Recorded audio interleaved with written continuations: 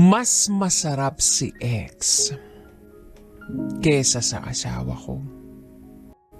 Wala talaga akong balak isulat ito. Pero litong-lito na ako sa nararamdaman ko. Alam ko naman yung tama. Pero hirap pa rin ako.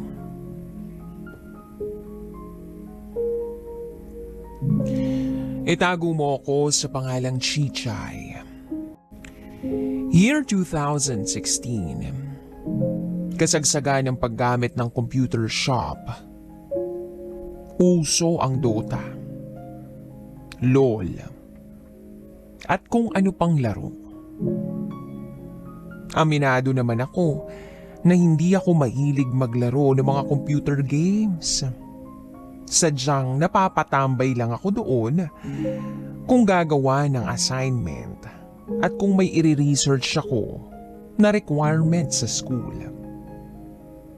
Halos lahat ng tao doon kilala ko. At kasama rito ang childhood crush ko na itago natin sa pangalang Oli. Halos lahat ng gusto ko sa isang lalaki nasa kanya na. Maputi, may sense of humor, super responsible, at mukhang malinis. Sino ba naman kaya ang hindi tatambay? At sino ba naman kaya ang hindi mag-aaral ng mga computer game para lang makipagsabayan sa taong ito? Wala kaming pinalampas na linggo na hindi kami lalabas at iinom sa bar. Hanggang sa nagkamabutihan kami ni Oli. Holding hands. Yan ang ganap namin madalas. Hatid sundo. At minsan, nalilibre pa ako.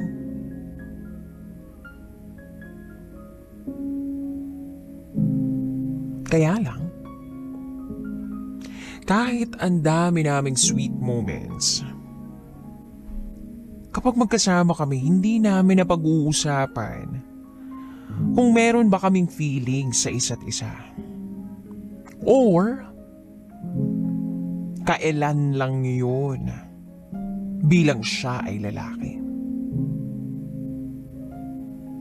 One time, kinausap ako ni Oli at ang sabi niya, malay mo one day,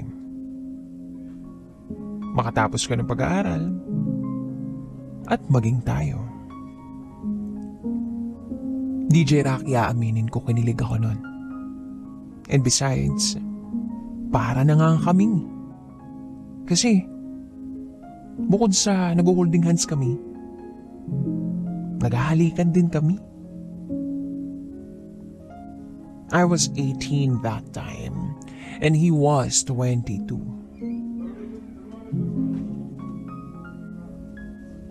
And then eventually, dumating ang araw ng birthday ko. Napagkasunduan namin ng isa kong kaibigan na iset up si Oli. Ang goal, may mangyari sa amin ni Oli. Ang weird man pakinggan, DJ Rocky, pero ganun ako ka-obsess sa crush ko. Tandang-tanda ko pa yung pagkasabi niya, sabihin mo sa friend mo uwi na siya at lasing na tayo. Habang siya yung nakaiga sa isang bed, ang ginawa ko naman, hinatid ko yung friend ko at pinatsakay ng taxi.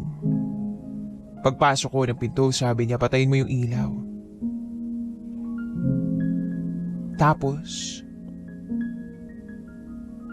hinawakan niya yung kamay ko at hinalikan niya ako. DJ Rocky, yung plano namin ng kaibigan ko, nangyari, nagkatotoo. Then after 2 weeks, hindi na kami nagpansinan ni Ollie.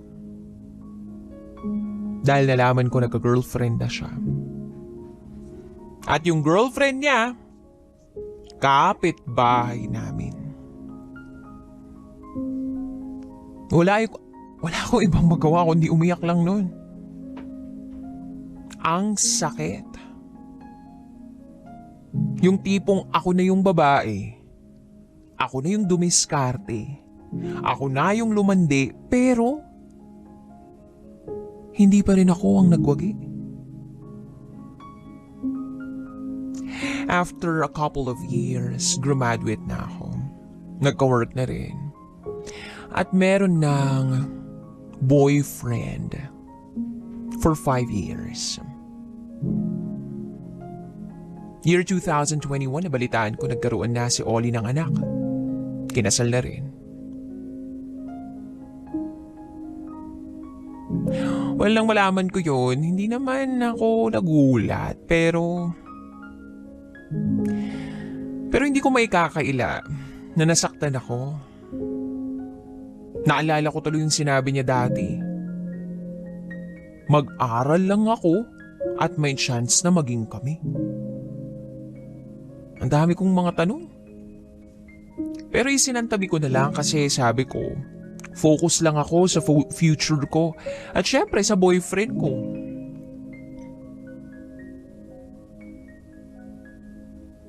Year 2022, ikinasal na ako. Tapos one day, nagkaroon ng inuman with friends. Sa inuman na yon, nandun si Ollie.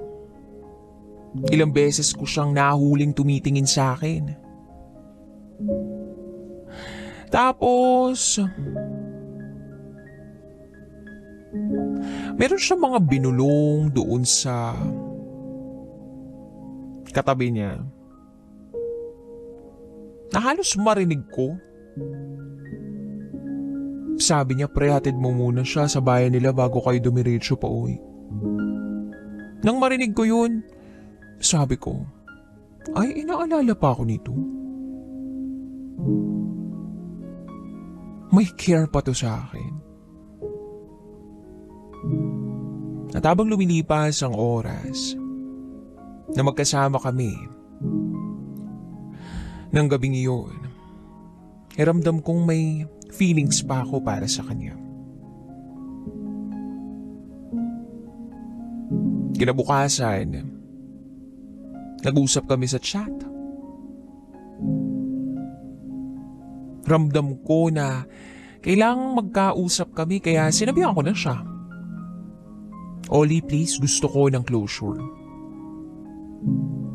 Then he said, sige, ibibigay ko yun pero wag natin dito pag-usapan dahil baka mabasa pa ng asawa natin.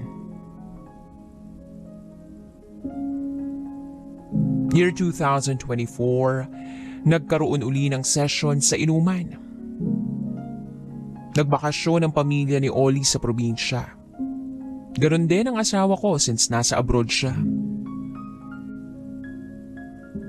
7 kami nung time na yon. At habang umiinom kami, bigla na lang lumapit sa akin si Ollie. Hinawakan niya ang kamay ko at bigla na lang akong hinalikan.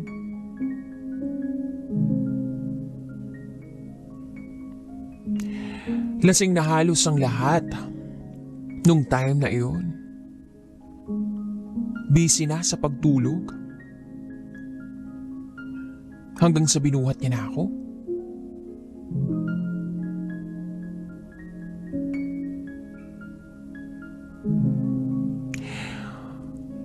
Dinerecho niya ako sa sasakyan niya. Then sabi niya, love mo talaga ako, no? Sabi ko, ha? Then he said, love mo ko, no? Oo at hindi lang. Ang sabi ko, oo, pwede. Ikaw, minahal mo ba ako? Hindi siya umimik.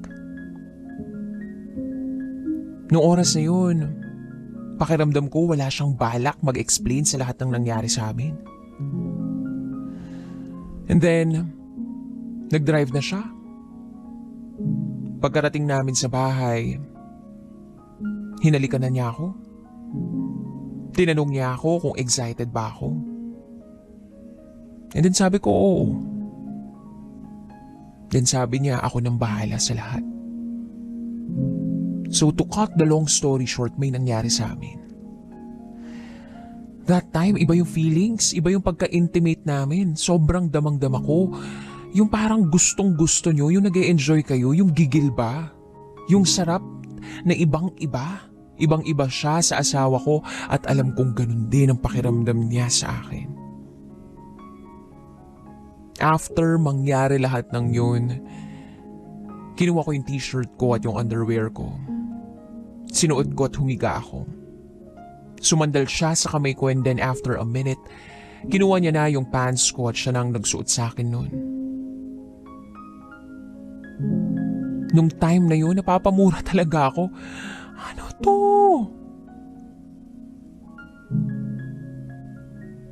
Ano to? Pinapakita niya sa akin. Ano tong pag-aalaga na to? Ano tong pagbibihis sa akin? So hinatid niya ako pa uwi. Tinanong ko siyang ano na? He asked, anong ano? I said, may feelings ka pa rin ba until now? Napatigil siya. Parang nag-iisip. Then sabi niya, lalaki kasi ako eh. Yung ego namin nasa taas. Kaya ikaw na babae, dapat ang mag-vocalize kung mahal mo ko. Then sabi ko, oo nga. Then he said, Chichay, kung anong nararamdaman mo sa akin, yun na yun. Then I asked, so may feelings ka until now? And he said, yeah, and I care for you. Pero parehas tayong may asawa. Sabi ko, kaya nga eh. Hayaan mo, in the future, wala naman na ako sa Pilipinas. Makaka-move on din tayo parehas. Then sabi niya, Chichay, choice mo yan. And then we parted ways. DJ Rocky, gusto kong mahanap yung mga sagot sa mga tanong ko. Alam ko na nakakagalit yung ikinuwento ko, pero naiintindihan ko. Kasi ako naman ang nagdurusa eh. Ako naman ang nagdurusa sa lahat ng mga kagagahan ko. At eto, nakukonsensya. But for now, this is what I feel. And this is what I know. Alam kong mahal ko si Oli. Pero may asawa na ako.